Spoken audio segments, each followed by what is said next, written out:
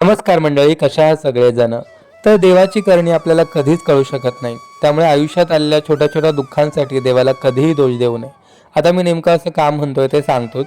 तर पायावर अचानक नागिन उठल्यामुळे त्याचं औषध करण्यासाठी सध्या मी गावी आलोय. आता चालू नवरात्रामध्ये मला गावी यावं लागलं. चाळीत नवरात्रोत्सव सुरू आहे, देवीची छान सेवा घडत होती आणि ते सगळं सोडून मी गावी आलो याचं मला खरंच खूप दुःख होत होतं. पण अचानक दुःखी मूड हॅपनिंग झाला आणि आम्हाला छान छान असं रेडी व्हावं लागलं. आता मी गावी येताना काहीच घेऊन आलो नव्हतो, त्यामुळे प्रियंकाने तिच्या मम्मीची छान अशी साडी नेसली. कशी दिसते कमेंट करून नक्की सांगा. आता अचानक एवढं रेडी का झालो ते सांगतोच, पण त्याआधी आमच्या लग्नाला 4 वर्ष झाली आणि त्या 4 वर्षामध्ये प्रियंकाने 400 वेळा तरी मला नवरात्री तिच्या माहेरी जाण्याची इच्छा बोलून दाखवली होती. पण चाळीत नवरात्र असल्यामुळे ते शक्य नव्हतं.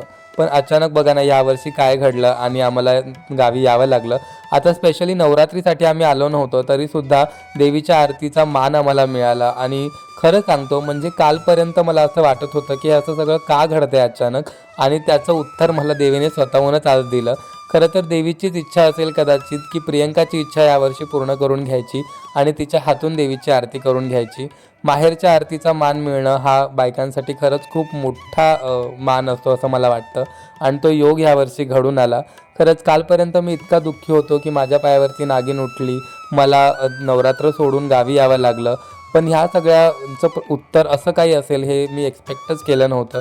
सगळ्या अचानक घडून आलेल्या गोष्टी, आणि खरंच आपल्या आयुष्यात छोटे छोटे दुःख येतात आणि आपण ती कुरवाळत बसतो आणि हे माझ्याबरोबरच का होतंय असा प्रश्न देवाला करतो.